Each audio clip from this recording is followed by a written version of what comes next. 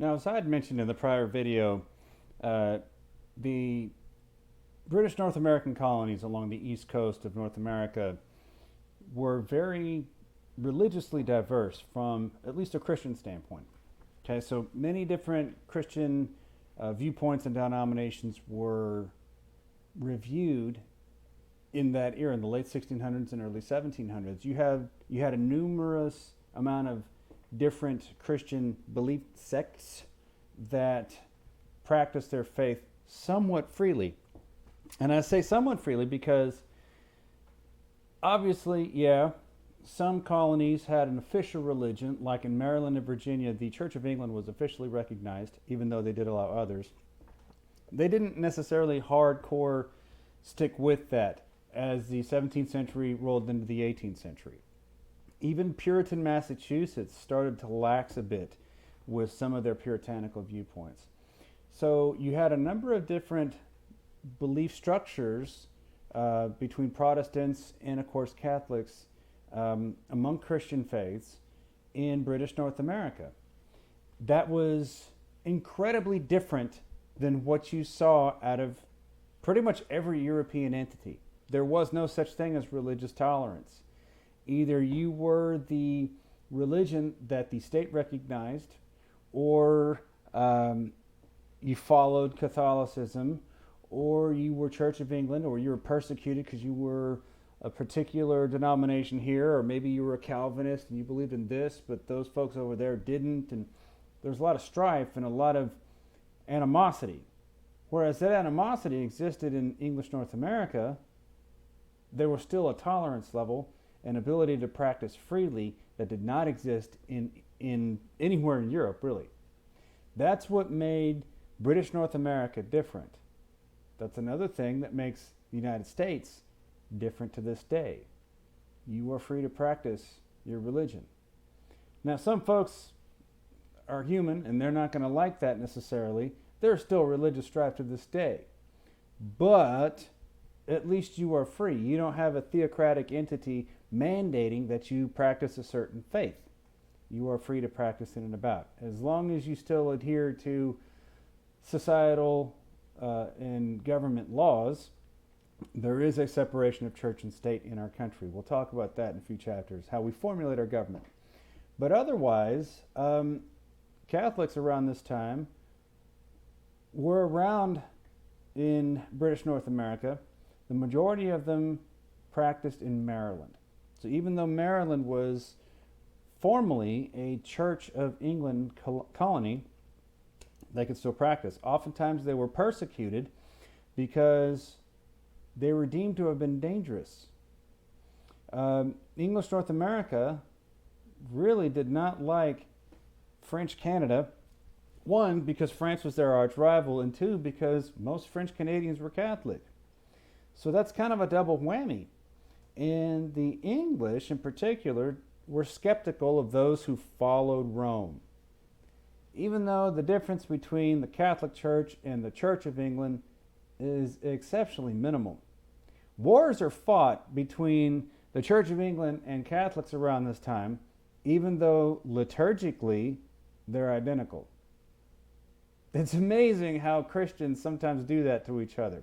Catholics, and nowadays the Anglican Church, which is the old Church of England, which would also become the Episcopal Church, are almost the same thing. I've been to Episcopal services, and they are almost verbatim Catholic Mass. Take out the statues, take out reverence for the Virgin Mary, and it's pretty similar. There's a reason why they call Episcopalians Catholic-like. Okay, it's the same thing. There were Jews in the colony as well, and they were free to practice Judaism within British North America. As well, you did have a number of Muslims that would come into the colonies as well. A large percentage of them were African slaves who had been captured from territories that had been colonized by North African Arabs, or those who had been exposed to Islam from North Africa, brought down typically around the Senegal region, which is south of the Sahara, But you did have a number of Muslims who would come by way of Africa to British North America. So even though Muslims were not very populous, they were around. And some of them converted to whatever their masters, if they were slaves, they converted to whatever their master practiced. Many of them kind of forgot their religion on the trek over to the Americas. But otherwise, though, you had some that also kind of incorporated somewhat of a hybrid African, Muslim, Judeo-Christian mix, if you will. If you're a slave, that's pretty much all you have to hold your hat on.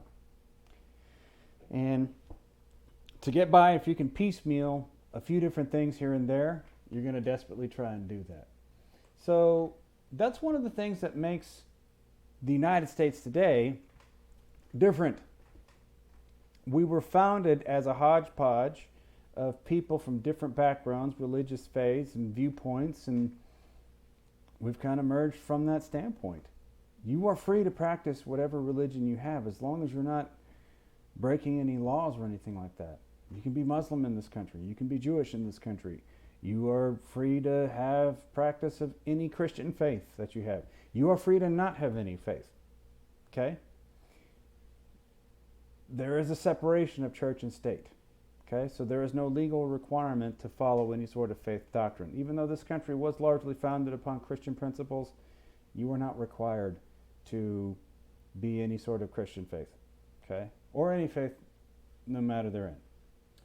Otherwise, around that time, as you had some settlement going out a little bit towards the mountains, a little bit out west, you did start to have small pockets of communities that really didn't have faith centers.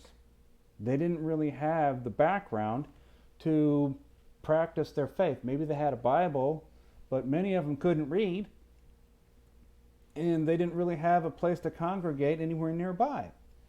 So, in the early 1700s, you started to see a decline in religious piety. You started to see a decline in people practicing their Christian faiths and maintaining certain biblical values. And that was deemed as a problem by various different evangelists who wanted to kind of revive and reinvigorate the colonial countryside for Jesus. When I was a kid, I used to turn on the TV on Sunday mornings before church, and there would oftentimes be televangelists like Jimmy Swaggart. He will save if you proclaim the Lord. You will be saved. Donate $1,000 and the Lord will save you. That sort of a thing. I will never forget that. So nowadays you also have like Joel Osteen. The Lord wants you to be rich. So when you're rich, you can honor the Lord a little bit better. So don't be sad or guilty about having money. The Lord wants you to be rich. I'm not going to let my Lakewood church be filled with hurricane victims of the flood and Hurricane Harvey, but that's okay. You're going to be rich driving a BMW. I cracked myself up. Those are modern day televangelists. Back in the day, they were people who would set up various different revivals all throughout the colonies so as to get people back in the mindset of spirituality, get people going to church again, get people reading their Bibles and understanding Scripture again, get people back in line.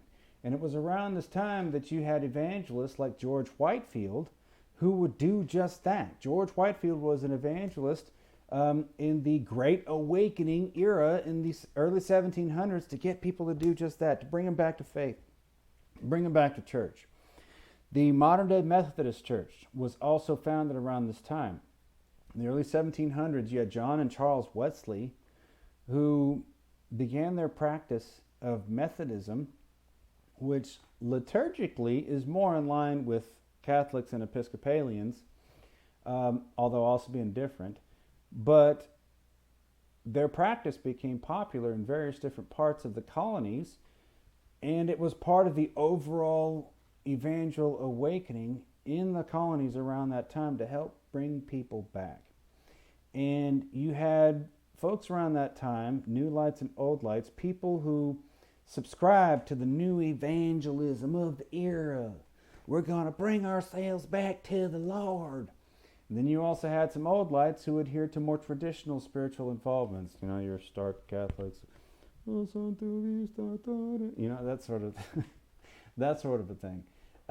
So you have various different religious goings on at the time. And while that was going on in the United States, back in Europe itself, you had an Enlightenment to where various different scientific breakthroughs were being discovered. Sir Isaac Newton, physics, laws of science. It was long believed that the earth was flat as well. It was around this time in the Enlightenment that science and reason helped to erase the idea that the earth was flat. We understand it was spherical. Okay, so you have various different breakthroughs centered around the idea of combining science with natural law and with faith. It can be combined because there are certain truths that do understand. There are certain things that Christians and Muslims and Jews believe, and then there's also science. Gravity, for one. That is a fact. I am sitting in this chair. I'm not floating. I would like to think I could, but I can't. So, otherwise, though, the Enlightenment carried over from various different places in Europe into the colonies as well, and people started to understand the balance between spirituality and natural law and how they both have a place. And to this day, I believe in the same thing. I believe that science and religion can coexist because I see truths in both of them. That's my personal view. You may feel differently. I have a feeling that most of you feel somewhat similarly, though. Also around this time, people began to read more, largely because of technologies with the printing press. Benjamin Franklin, who we will talk about later on this semester, had been an indentured servant under his brother, and then he escaped. We'll talk about that. And he became involved in the print press in Philadelphia. He was a master printer, and he would print various different publications in Philadelphia. And eventually he would become Postmaster General of the United States. And of course he became Ben Franklin, one of our founding fathers, later on after that. Otherwise, though, he developed the idea of a print press mass producing newspapers. He also developed Poor Richard's Almanac, which was typically used by farmers to, believe it or not, predict weather.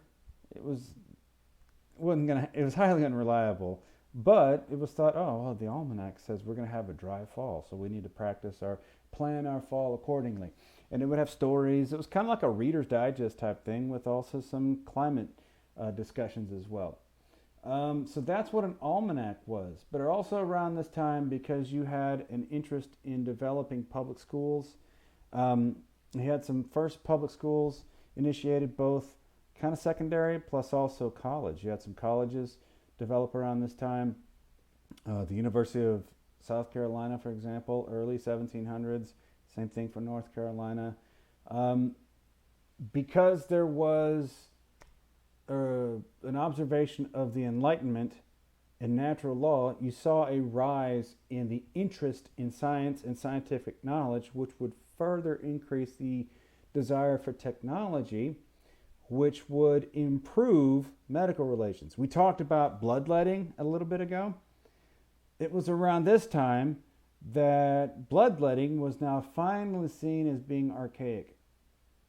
Okay? So because you had an interest in science, you had some scientific breakthroughs that would now help people overcome. Okay? So otherwise, throughout these awakenings and enlightenments, some of the things that happened was it was an era where people really began to think about just how their existence mattered, both from a spiritual and another standpoint, scientific.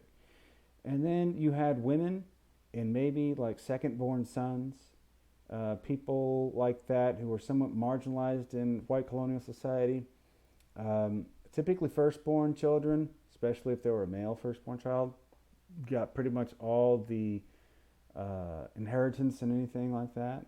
Women couldn't get anything. And so, well, now you've got an opportunity for somebody else to branch out. You have evangelism that can provide respite for second born male children and women as well.